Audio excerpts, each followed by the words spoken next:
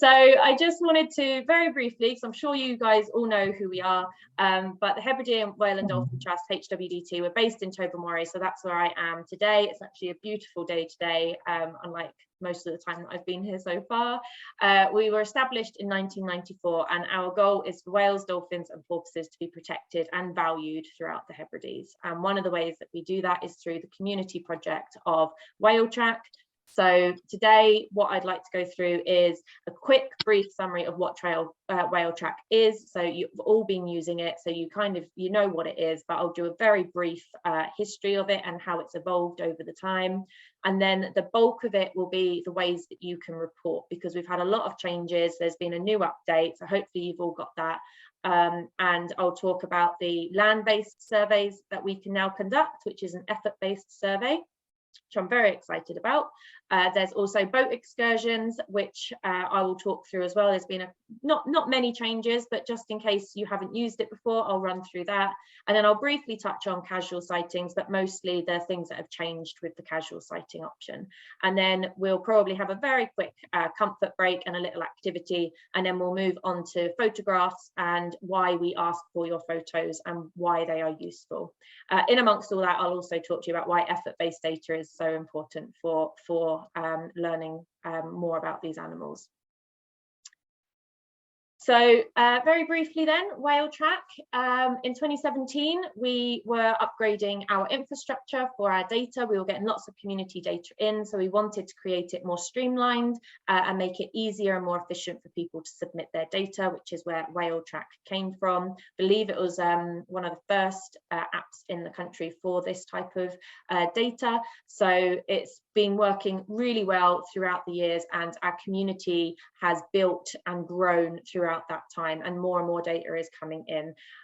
It is a streamlined data collection process, so we are getting some really good quality data because of the information that we are asking for through this app. So we're learning a lot more. It's very standardized as well, so we can compare this data and analyze it effectively. I will just say that it does say West Coast of Scotland. It is saying that because our priority area is still the West Coast of Scotland. However, one of the upgrades to the app is the geographical location has actually been, the boundary has been removed. So you can actually now submit sightings from anywhere. So we did that because some of the stakeholders who we spoke to really wanted to be able to submit sightings elsewhere. But HWDC's focus is still the West Coast. But that is a new thing, which is quite nice to have. So some stats for you. Since it launched in 2017, we've had over 3,000 people reporting into us, which is absolutely incredible. And that is equating to over 21,000 sightings and over 55,000 animals. So it's a huge amount of information that people like yourselves are sending in to us.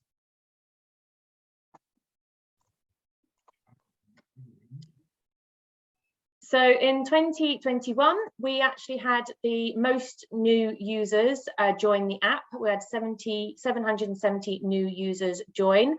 May have been as a result of being cooped up in 2020. So it was brilliant to see that in 2021.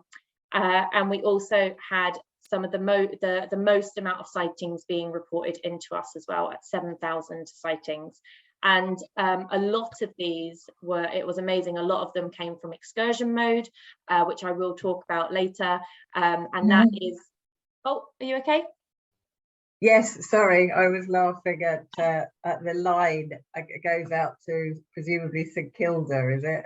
Yeah, your excursion mode. That is definitely an excursion mode. You can clearly see some lines. There's like a V shape there as well, going to Lewis and Harris. So you can clearly see where the excursion mode's been taking place. But that data, the excursion was the only effort-based data on the app. So that was brilliant. And yeah, having a lot of boat operators, but also people who went out on ferries sending in this data was just incredible. So on to the improvements then for Whale Track. This is all thanks to Nature Scott, who, part of their Nature Restoration Fund, gave us some funding to be able to upgrade it. And the reason that we did the upgrade is when you have apps, you do need to upgrade them quite frequently, just to make sure that they have all the new coding and they are running smoothly on all the new devices and with all of the new technology that is evolving over the time. So we were in consultation with a lot of stakeholders, so people that were using the apps, boat operators, general people that were using it on regular occasions, to ask them what they think needed to be updated and upgraded and made and improved, what new features should be included, and we then tested it as well. So we went through quite a stringent testing process with everyone trying out all the new features and tweaking them and giving their feedback. So this is all from people who have been using the app, so hopefully people will continue to enjoy it and use it. So some of the improvements is the compatibility. So it's been fully rebuilt so that it is compatible with any new codes, and the platforms that are out there will run smoothly, hopefully on your devices. It is also able to store a large amount of data. Like I say, we've got a lot more volunteers now, we've got a lot more data coming in, so it just means it can store that data more smoothly, and the app won't shut down or run slowly because of all this new build. The fields in the study area has also been upgraded and improved. So one of the key things that we wanted to do was be able to use the data that is sent into us in lots of different ways, be able to share it with lots of different organizations. And there is a set standard of data quality that organizations have agreed on, and so we've added some fields and adapted some fields to ensure that it is comparable with these other data sets, and that we can actually share it and they can make use of it. So we're trying to make the most use of the data that you're sending in to us. And then, like I say, the geographical boundary has also been removed, which a lot of people were happy with. Another thing is the sightings map. Now, this may or may not be something that people like, but because clusters are a bit of a controversial subject, but the map now has the capability to view all sightings, not just the past 12 months. So you can view all the sightings on the app now, but that does mean, because of the bulk of information that is there, it has a cluster in. So you'll see on this picture, they've all been clustered in together. You can zoom in, and when you zoom in, it then narrows the amount of data that you're looking at, and you can tell it to uncluster. So if you really want to see those individual sightings all dotted around, you can tell it to uncluster. You just need to narrow the field of search that you're looking at. And you can do that also through using the little magnifying glass as well. So you can turn cluster off. That was something we definitely wanted to include, because not everyone likes that feature. Some of the new features that we have, and I will talk through in just a moment, are the land-based surveys. So these are effort-based surveys. So this is similar to excursion mode. You will be recording the length of time that you're looking out for, and that will mean that we can use this data and analyze it in more ways than what we could with just casual sightings that are sent in. It has the same form, and you'll see this when we run through it, as the excursion mode. So it should be something that people adapt to quite quickly to be able to use as well. And the other good thing about the app is it runs, it doesn't need Wi-Fi and it doesn't need phone signal. It just works off your GPS. So it does also depend on the quality of your GPS. So my GPS on my phone isn't always accurate. So I'm always having to check that the location and the sighting are actually correct. But I'll talk through that a bit later as well. There is also a new photo portal. So one of the changes to the casual sighting is that you can upload 3 photos now on that option, but you can't do that for the land and the excursion surveys. So we have incorporated a brand new photo portal to our website, so you can upload up to 100 pictures per sighting. And I'm going to talk more about that later as well. And then finally, there is an edit function, which is brilliant as well, and I've used it many a times already. So I will run through that as well, so in just a moment. Okay, so what I wanted to do is I'm going to run through the different ways that you can report, and if you do have your device handy and the app handy in front of you, I thought that would be one of the most effective ways really to do it. So I will have screen grabs of what I did earlier on my phone, and I'll have my phone handy as well in case I need to check anything. But if you have it in front of you, we'll run through it together, and we'll basically put in a fake report that we won't submit, and if you have any questions or any problems with it, then we can try and work that through in real time, but it will just give you an idea of really how to use all the different features. So we're going to start with the land based survey. So what we've got here is a dedicated watching effort. This is effort based. So you will actually choose to spend time sitting or standing, looking at the sea and trying to see if there is anything there. It is from a fixed point location. So what we would like is for you to stay in one place. If you are doing like a headland walk, then what I would recommend is you would stop in one place, do a survey for a set period of time, stop the survey, carry on your walk, and if you want to do another one, you do a new survey. So it is just from one location. You'll be recording all of the whales, dolphins, basking sharks, porpoise, whatever it is that you see, just like you would in an excursion or as a casual.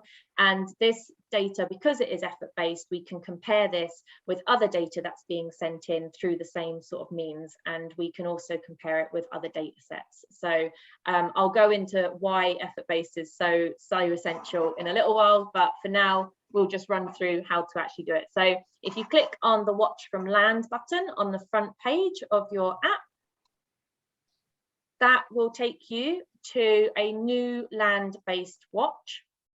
So this is you watching from a land location, and what you can do is you can firstly it will work out where you are, so it will have the observation, the observer's location, and you can check this by clicking on the arrow, so you can just make sure it's in the right place. I should have done that the other day, it was in the wrong place.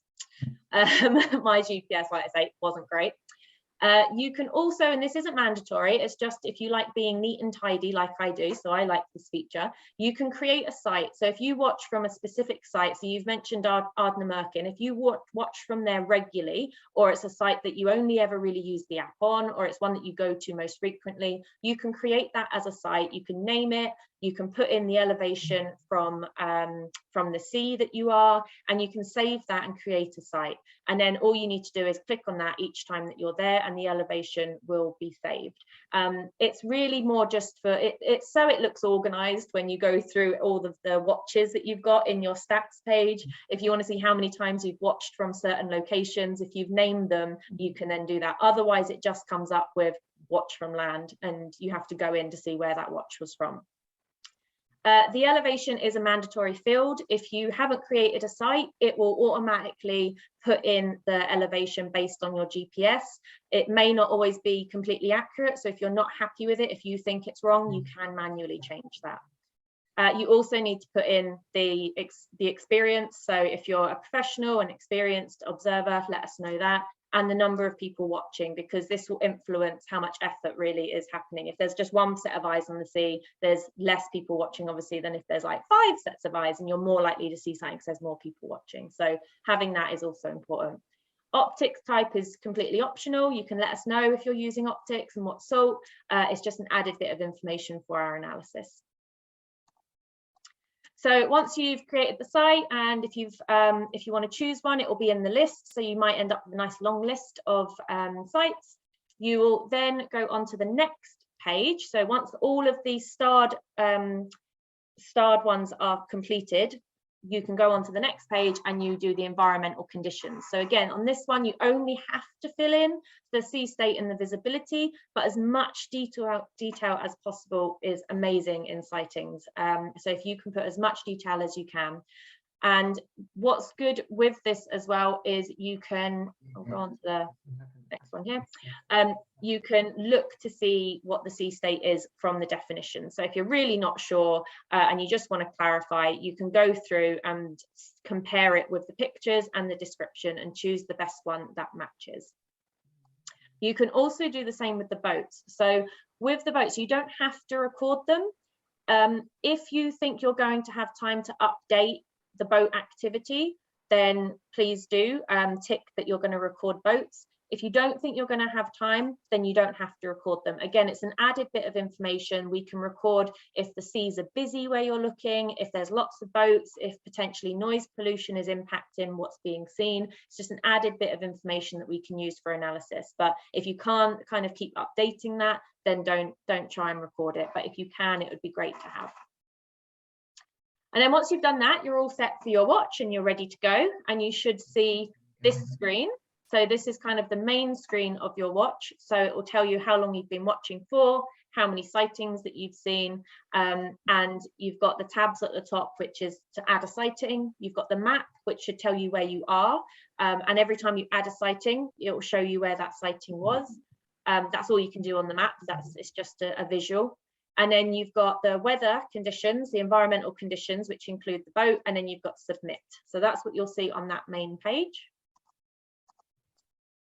And then, hurrah, you've had a sighting, you've seen something amazing, hopefully, and you want to add it in. Again, your location should be set to your GPS, and the time and the date will automatically fill in. So you don't have to worry about those top two fields.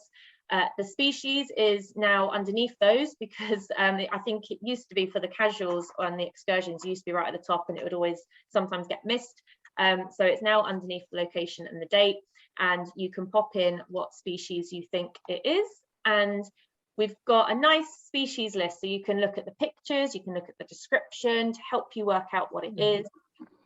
You can also, now one of the new features is you can favorite certain species. So if you know that generally you see porpoise and bottlenose dolphins, or you really want the unidentified options further, like closer to the top, because they're all the way at the bottom at the moment, you can favorite them and then just sort by favorites, and then they'll be the ones at the top. So it's a lot quicker for you to be like, yep, okay, I always see a porpoise, there it is right at the top of my list.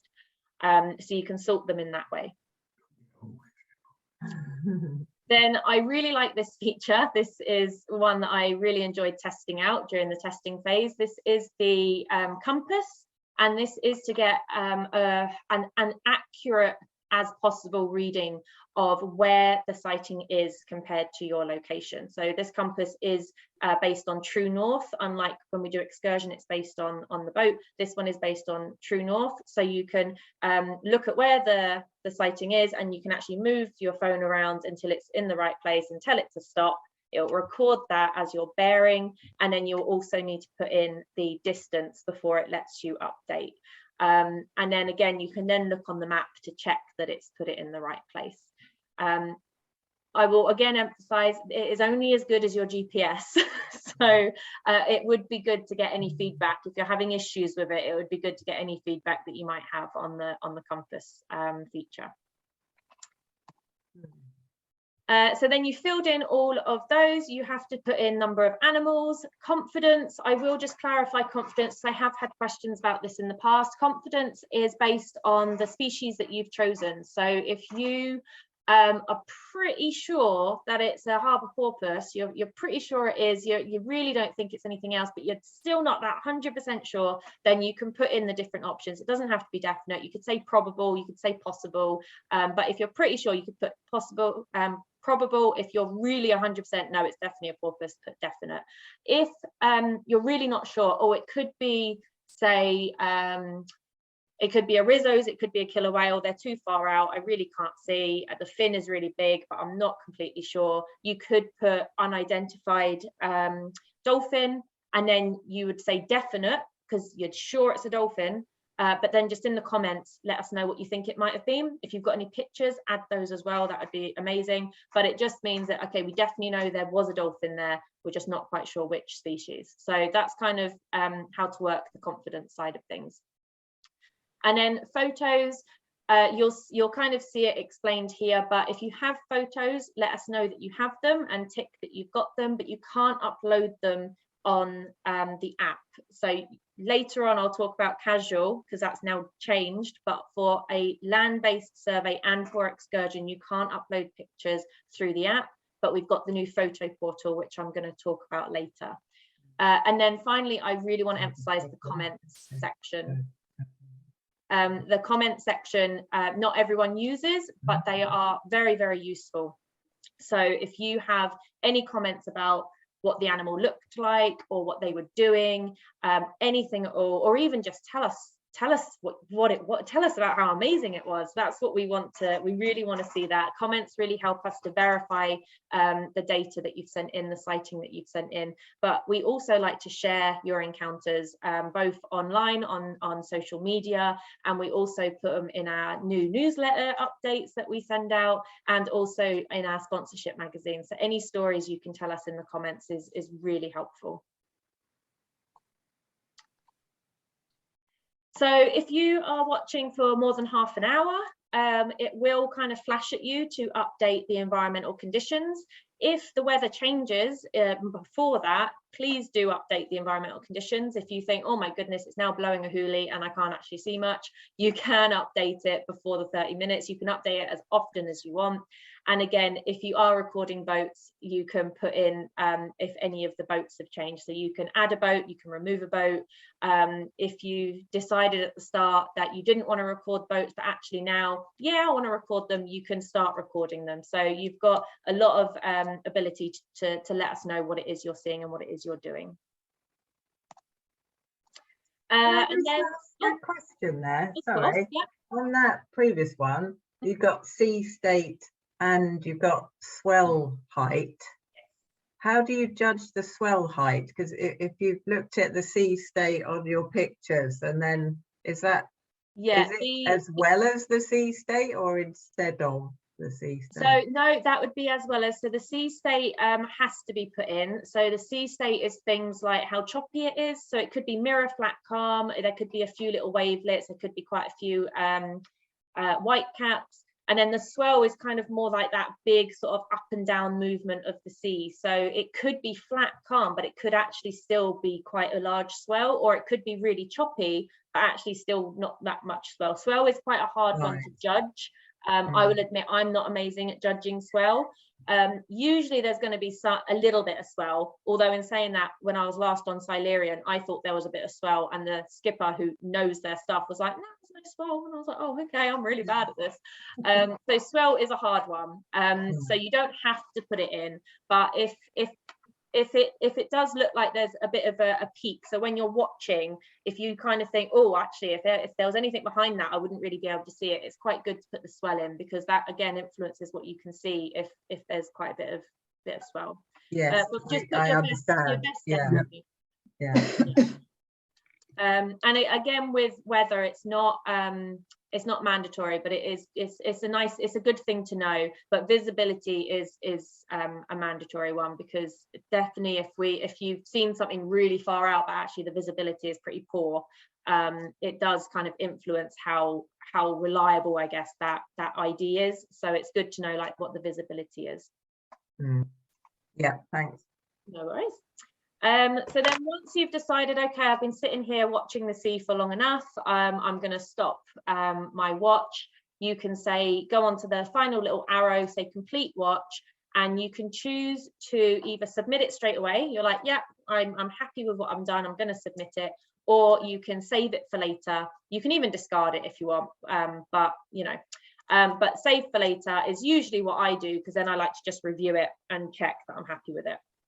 You can then at a later date, or when you get home, or whenever you want, you can go in and edit now. And this is I really like this feature as well, because sometimes you might submit something or save something for later and be like, oh my goodness, I put the wrong number in, there was like 12 not 2, I missed out the number 1 or something.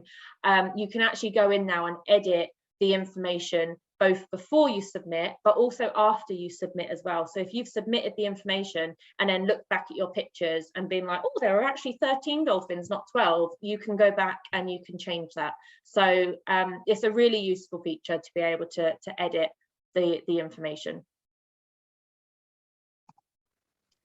Can I just ask, how do you get it back? I've saved it.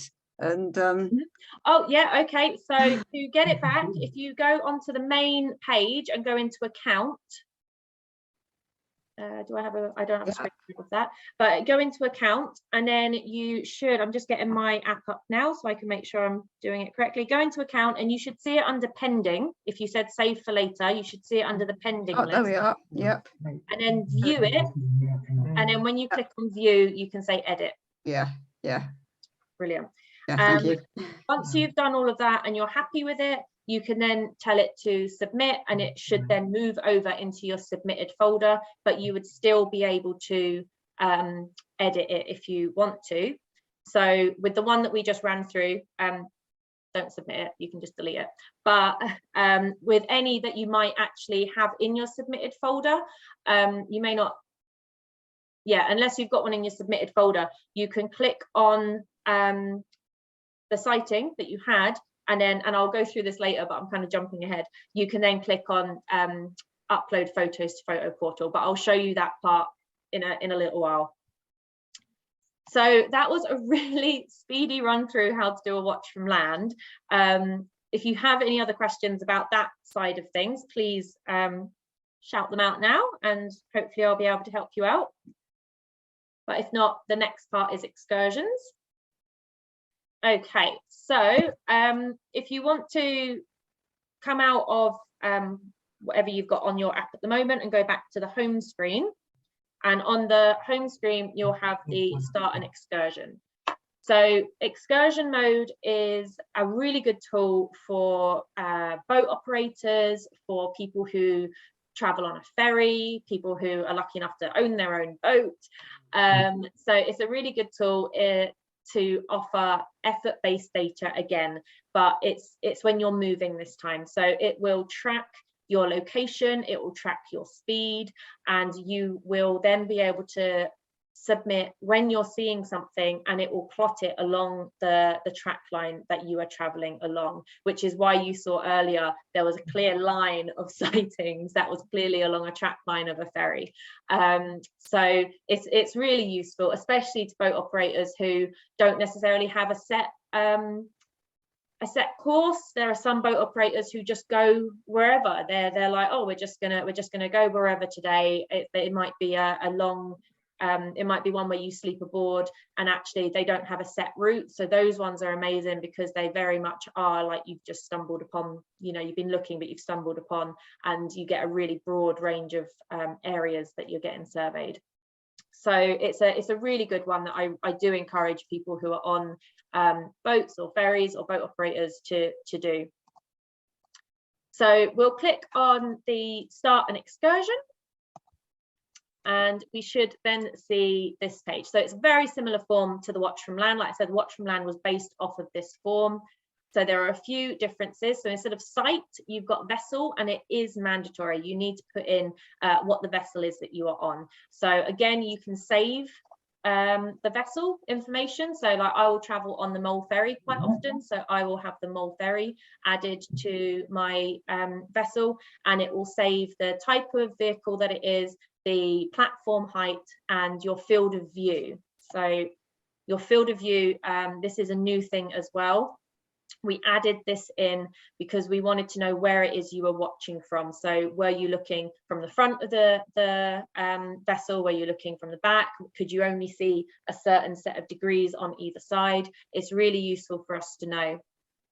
And one of the things that is quite good to know is the track line is kind of the thing we're most interested in. So if you can ever get a chance to look forward from the vessel to look at where you're going along your track line, that is really good effort data. So if you are able to do that, that would be brilliant. But put in the field that is most accurate to what you can see. There is an other option. So if there isn't anything that actually fits what it is you can see, then you can put that in as well. If you can only see a really tiny amount, but you really want to do a watch, then you can put that in as well. I will also say, going back to the vessel, if it will save the platform. So if you are usually, say, like 10 meters, like on the top platform of a ferry, but actually today you're looking from the lower deck, you can again go in and manually change the elevation, the height of the platform. You don't have to change it in the actual vessel, but you can just change it on that main page. What if you're on a ferry and you can see both sides, you can see behind you, but you can't see in front of you, which is quite often the case? Yeah, so you can then put in that your field of view is the back 180 or the back 90. There's lots of different options. I'm just going to get my page up as well to see what the options are. Because you can see more than 180, but you can't see a full 360. So put the one that is as close as possible. So I'd probably say for that starboard 180, because again, it's the amount of effort. So if you're kind of scanning kind of the back of the vessel, I'd put kind of that one in because it's the best option. So go with the best option for what you can see. You could put other and then put in the comments that you could see more, but potentially you could say that, okay, I can see the starboard 180 and then maybe put in the comments, but I could also see a bit more round to the side. Yeah. So the best fit. Then it goes on to environmental conditions, which is the same really as the watch from land. So again, you've got the mandatory fields, and then you've got the fields that you put in if you have the knowledge to be able to put them in, or if you have, I guess, the time to be able to put them in. Oh, the one thing that has changed though is actually the visibility and the swell now have 5 options. So they used to have 4, they now have 5. And this is again for integration with other databases. So this is all the same as the land-based watches, the sea state, boat activity, then you start your excursion, and then again, you have that same main page. And then again, you get onto, you've had an amazing encounter, you've seen something cool, and you're going to put the information in for those animals. This is again the same as the land-based. The only thing that is different for this one is the bearing. So instead of having the compass, this one is, you've got the boat and where you're positioned, and then you can move the dial around to where it is you've seen that species. So this one isn't set to north like the compass was. This one is set to the boat, where the boat is facing, and where that animal is being seen. But again, before you can move on, you have to put distance in as well. So that's pretty good that it doesn't let you move on without putting the distance in, because that's a bit of vital information. And then again, the rest of that page is the same. And I would just again encourage comments. If you have any comments, please add them into the comment section. If you're looking for, again, more than half an hour, it will prompt you to update the environmental conditions and the boat activity. And then once you've either reached your destination or you've decided you can't watch for any longer because your eyes are too strained and you want to stop, you can complete the excursion and again save it for later or submit, and it will tell you at the bottom how long you've been looking for, the distance you've traveled, and how many sightings that you've had. And then it will also show you your plot line, which is really nice to see. And if you've seen anything, you'll have the sightings along that track line as well. But you can go in like you can with the land-based ones and edit any sightings. So the good thing for this part is, especially if you have like an epic day where you've got lots of sightings happening at once, and you don't have time to put absolutely all the information in, but you'd like to put in some more information than just the essentials, you can put the essential information in and be like, oh, okay, I've just seen a porpoise, put the essential information in, submit. Oh, I've now just seen common dolphins, essential information. Oh, there's a killer whale, essential information. And then you can go back and be like, right, now I'm going to tell you all the interesting stuff that I couldn't put in because I was so amazed by what I was seeing. So yeah, it's a really good opportunity to be able to go back and be like, right, now I'm going to tell them the cool stuff. Then this page is actually in relation to all of the options, the land-based options, excursion and casual. I just wanted to add it in here. What I really like is you can go back and look at your stats and look at more stats than what we used to be able to do. So for this page, if you go into the account button, so if you come out of the excursion mode now, go onto the main screen and click on account, you'll have your name if you're logged in, and you'll also have the number of sightings that you've had along the top, the number of excursions, and the number of watches. You'll have pending sightings and submitted sightings, and then you've got 3 dots in the top right hand corner, and you can click on stats, and then it will take you to this funky page, which shows you in really nice colorful illustrations kind of how many sightings you've had for casual, how many for excursion, and how many for land-based watches. And it will break it down as well. So how many hours you've done excursions for, how far you've traveled, how many watches you've done. And then if you click on the identified species button at the bottom, it will have the whole list of species that we've got on the database on Whale Track, and the number of species that you have seen from the most to the least. So for me, I've got harbour porpoise right at the top, so I've seen 3 of those, and the majority of everything else is 0. So it really lets you kind of see what it is that you've been seeing. So I think that's a brilliant addition to it. The other thing is, if you go into submitted, you can also search through your reports as well. So you can look for just excursions, you can look for just casual sightings, you can look to be like, oh, last 12 months, what have I seen? Or if you want to show someone, oh, look, I saw a killer whale, you can click and be like, here's my killer whale sighting, and just get up that killer whale sighting. So it's a quick, easy way for you to find all of your sightings. Okay, so any questions for excursion mode?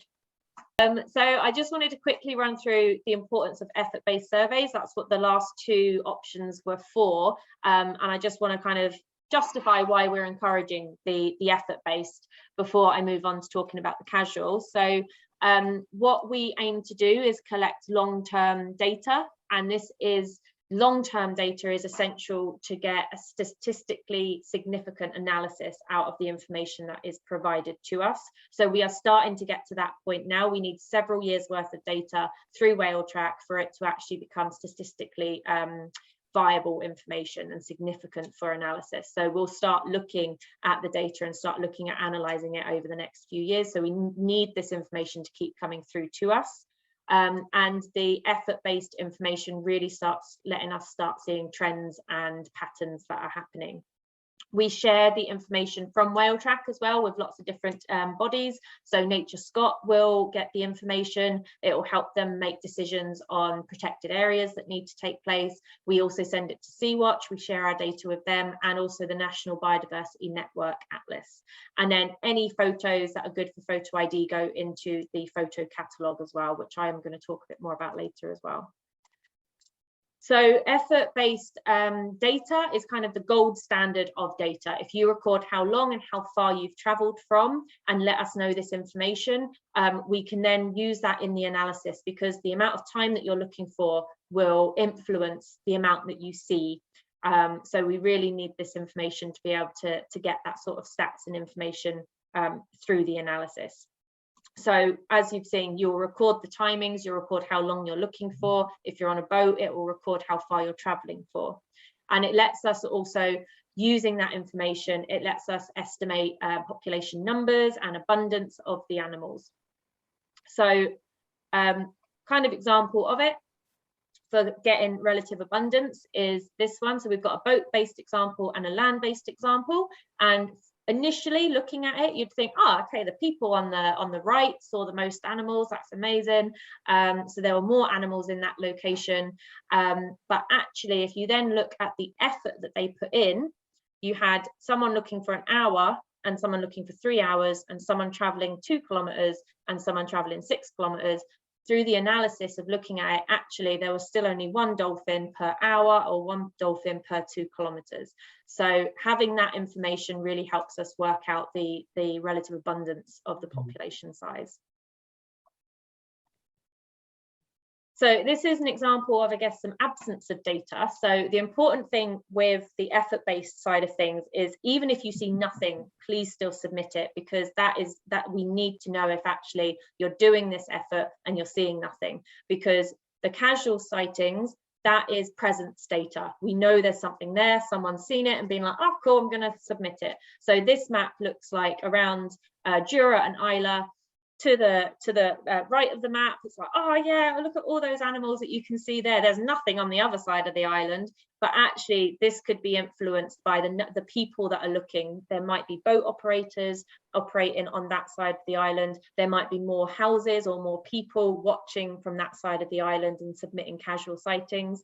May not be actually many people looking on the other side. Yeah, might be heaps of animals there, but because no one's looking, or because they've gone for a walk that day and there was nothing there, they didn't submit it. So having people do the effort and watching from the busy side, the side where we think all the animals are, and doing a watch and actually being like, oh, I watched for an hour and there was nothing, and then maybe go to the other side of the island, watch for an hour and there was lots of animals, we can then start kind of comparing and analysing this data and seeing where that presence and absence actually is.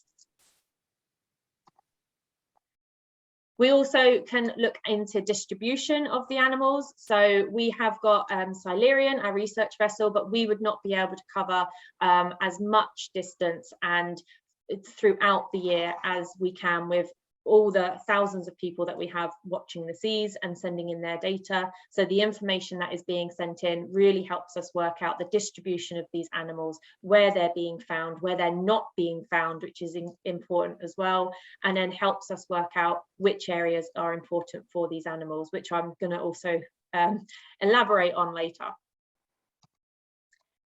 So this is the important locations. So this is a minke whale, this is Nobble.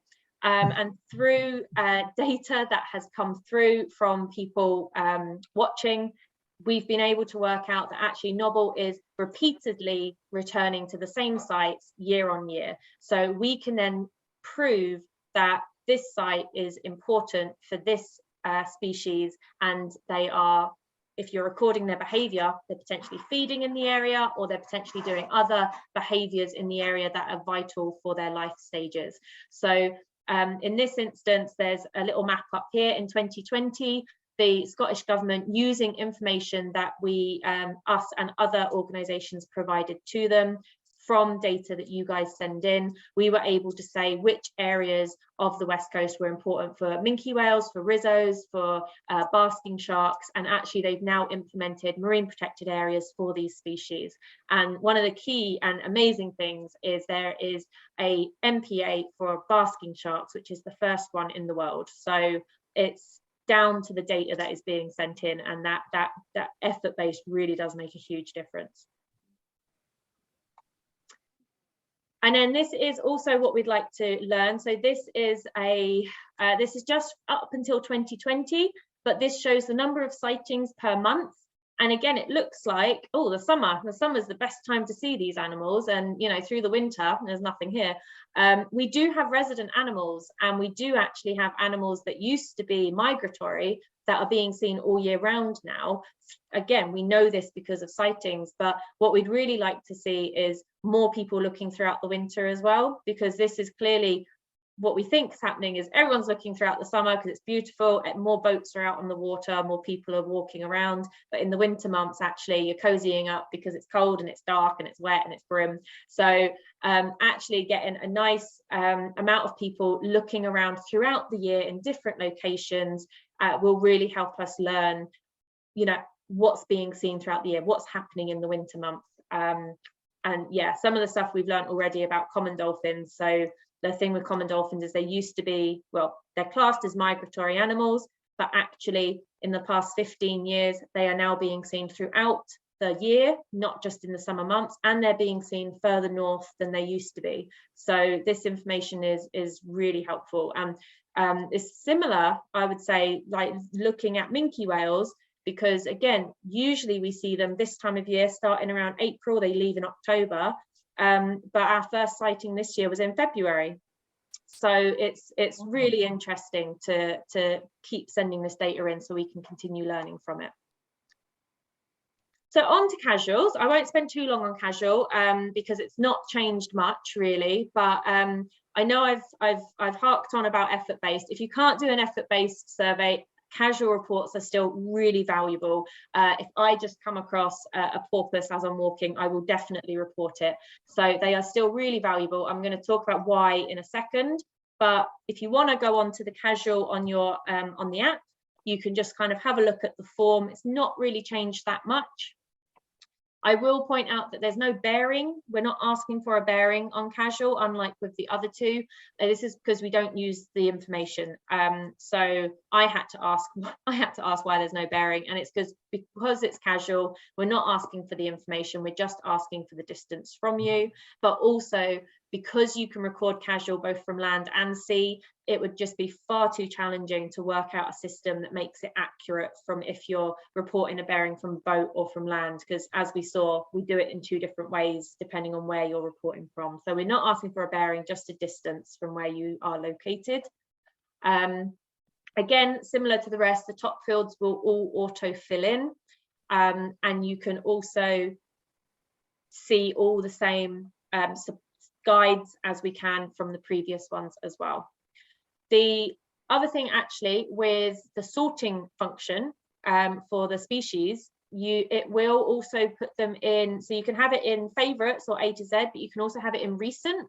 So you can sort by recently cited. This is device specific. So if you use like 2 different devices, but with the same account, it will be device specific. So if you've most recently seen a porpoise, but actually on this device, it's not there, it's because it's not on the same device. So just be aware of that. But the new thing, the exciting new thing on casuals is photos. So you can now upload up to 3 photos through the casual on the app, which is brilliant. If you want to upload more, then we will be able to do that through the photo portal as well. The reason that we haven't included the upload of photos in the effort-based surveys is we needed to limit how many go through the app, just because it would bog it down, it would make it slower, and then the usability would not be as effective for you. And we wanted to try and make sure it was running as smoothly as we can while still adding some useful features. So for casual, you can add pictures, but for the effort-based, go to the portal, which we'll talk about. So casual, it's still really important to send them in. We still learn a lot from it, things like arrival and departures. So through casual information, we are starting to see when species are first being spotted in the oceans. So when the first basking shark's being seen, or when the first minke, like I mentioned, was seen in February, that was a casual sighting. So it's really useful to let us know what's being seen at the start of the season, and then when they're last being seen as well. It also helps with rare sightings. So it's a rarity to see a rare sighting during maybe an effort-based, but you might just stumble upon a turtle or a sunfish, and it really does help us, again, learn a bit more about them. So we actually had in January this year around Iona, a little turtle come really close to land, and it got picked up and taken to a centre to be rehabilitated because it was having cold water shock. But actually looking back at the records, there was another turtle in the similar area same time last year. So it's good to build up, and over a few years we might actually start seeing some sort of pattern or trend appearing. So that's also really helpful through casual. And then finally, it helps us see the biodiversity. So I will admit this map is actually from Silurian. It's a Silurian map, but it just shows you the biodiversity of the species that are being seen. 24 different species of cetacean have been seen on the West Coast. Unfortunately, it includes dead ones, but they still count. And 8 of them are regularly seen. And again, we can learn a lot of this information from those casual sightings. So that was a lot of me talking. I'm aware of the time, I'm very sorry. So what I wanted to do was let you have both a wee comfort break, but also just a little activity so that you can share some of your thoughts. So I thought you could have a discussion or just list them in the chat, even though I can't see the chat, and say what 4 strengths of land-based watches are, 4 strengths of boat-based, 4 strengths of casual, and then if you have any nice locations that you would look out from. So you can have a little think about that. You can pop off to the loo if you need to, or get a drink and just have a moment, but I'll only give like a couple minutes because we're running over. So yeah, I'll give you a couple minutes to have a little think about that, and then we'll have a little chat on the next slide about these things. Okay, So I'm aware that was a minute for you to have a little think, but yeah, so if you've got any thoughts on any of the strengths or positive things that we can learn from having land-based watches, excursions, casuals, or just want to share anywhere that you would suggest we go out for a watch when you're on the West Coast, feel free to shout them out. The fact they're timed. Oh, sorry, go on, Pauline. Do us at the same time, probably saying the same thing. The fact that they're timed, land-based, yeah. Brilliant. Yeah, so the time, letting us know how long you're watching for influences how much you see, so that really helps us calculate the abundance. Excellent. I think the land-based ones as well, it's because you're in one place, you're really covering that area of sea. So if you're looking over a sound, you can see the animals moving through that one area. And if you pick your area right, you've probably got a bit of height as well, which makes it a lot easier to see further and a bit clearer. Sometimes when the boat-based ones, although their strength would be that you're covering a much bigger area, it's not always so easy when you're on a moving boat. Absolutely. Yeah, no, that is a really good point. So land-based ones, again, if you're going to the same area over and over, that's really good effort data that we're getting. We're really knowing what that area is being used for, and you've got good visibility. Sometimes boats, it can be quite hard and you might miss something because of the travel that you're doing. Yeah. Yeah, you can get your telescope up on land a lot easier. Absolutely, yeah. And there's much more people on land who can watch than on boats. So Absolutely. I think that's also a strength, yeah. Brilliant. Any thoughts on casual, or any more on positives for boats, or just anywhere you'd recommend watching? I suppose the casual ones, it allows more people to kind of report anything without having to set themselves up for a few hours of a watch or something. If you are lucky enough to see something just as you're out for a stroll, you can still submit that data. Yeah. You've also got the chance of getting more species counted, because people might report something very unusual, but you'd be very lucky to get the same sort of species in a land-based, an effort-based survey. Absolutely, yeah. So those rare sightings definitely come through those casuals, I think. Yeah. Brilliant. Okay, so I'm just going to go on to the next screen. I just had a thought of my thoughts. So land-based and casuals, they're inexpensive as well, require very little equipment. You can just rock up and have a look with your eyes if you want to. You don't have to pay to go on a boat.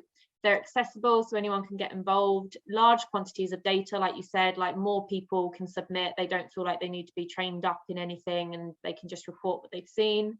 Land-based surveys, they're non-invasive, so that you're not going to risk disturbance in any way, and they provide that presence and absence data. The casuals as well, they let us know that first and last time of the year that species are being seen. Boat-based, quick and easy to report compared to casual. So if you've been on a boat and you've seen 10 different species, if you went back home and put them in individually, that's a lot of work because you've got to fill the same form out 10 times. It records location and your speed, so it's effort-based. You can record from different depths and habitats, not just coastal.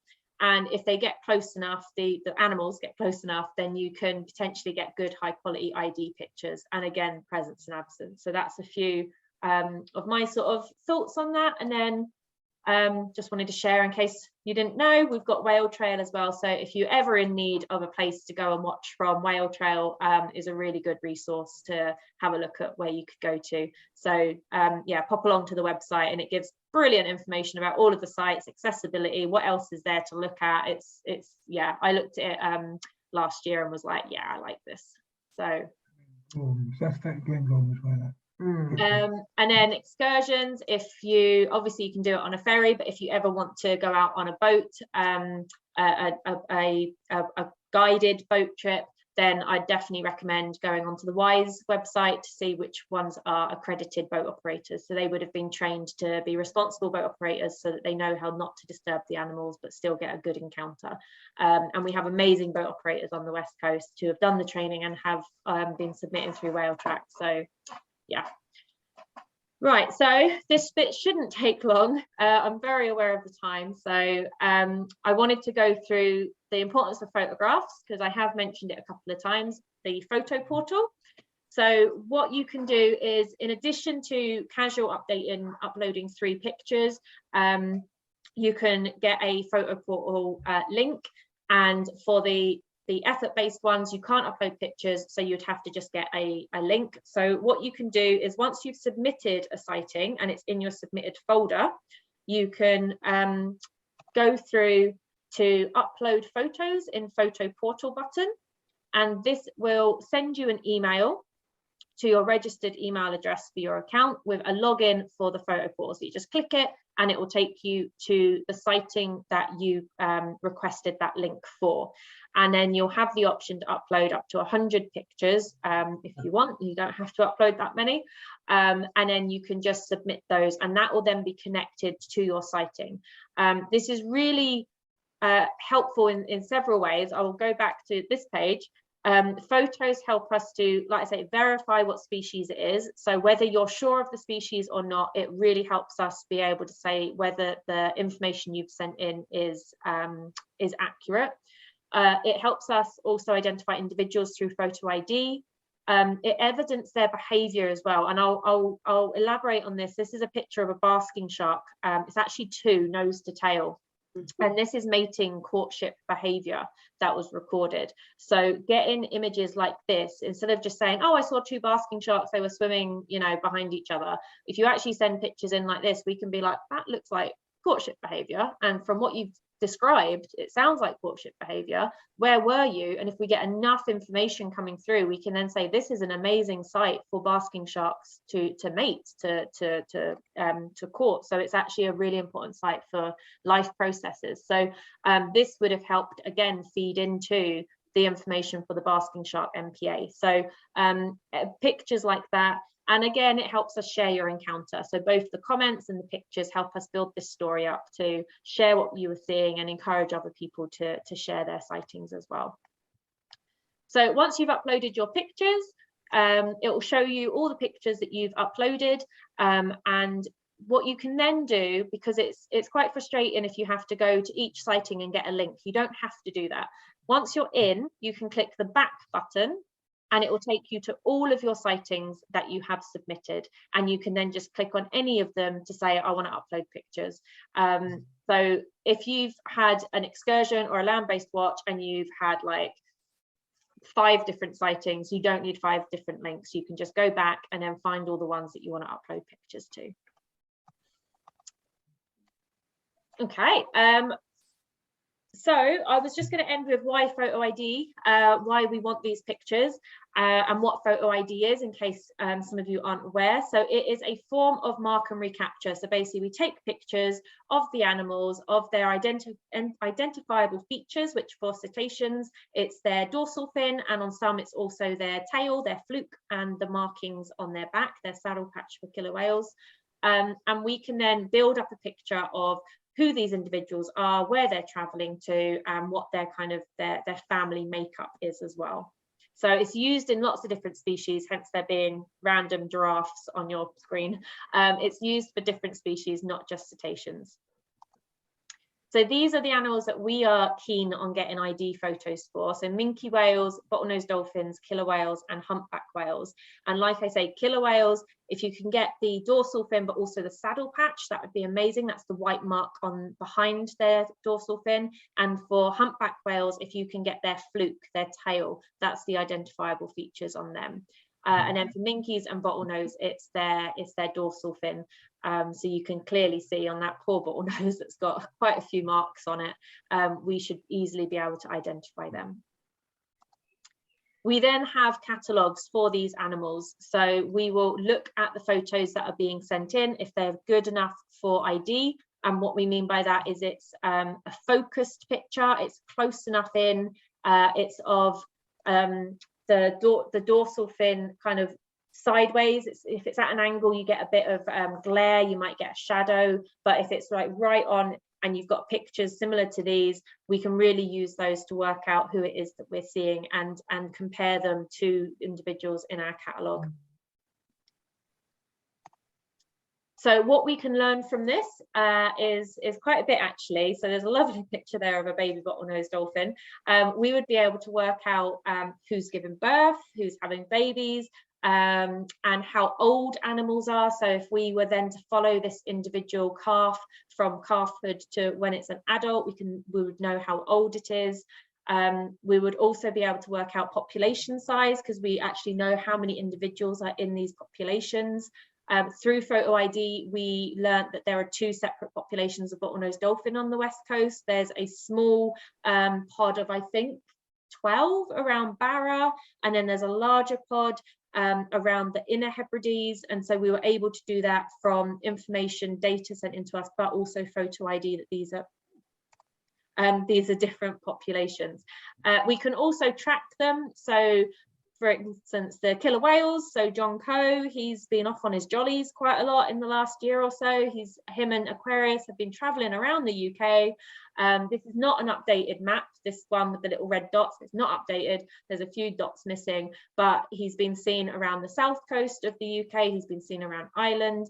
He was in Ireland at the end of March. He was then back in the Hebrides at the start of April. So it really lets us work out where these animals are going. And then finally, all this information helps us better understand them so we can better protect them. So any data that you send in to us is absolutely amazing. So thank you very, very much. I'm just going to end with this slide just to give you information on the upcoming events that we've got. So we've got another training on the 12th of May, so wildlife watching top tips. So for that, I'll be going through what species you can see on the west coast, how to identify them, how to spot them, so the things to look out for to be able to spot them, some places. I'll be reiterating whale trail, some places you can go to see them, but also ways that you can do it responsibly so we're not disturbing them. And then we've got some Sea Watch events coming up. We've got Orca Week, Orca Watch in May, and we've also got National Whale and Dolphin Watch in July. And then the newsletters will be coming out throughout the year as well. But thank you very, very much for holding on this long. I'm so sorry we've overrun by 17 minutes. But I hope it was useful. I really wanted to just kind of, let you run through it and come up with any questions or problems that you might have.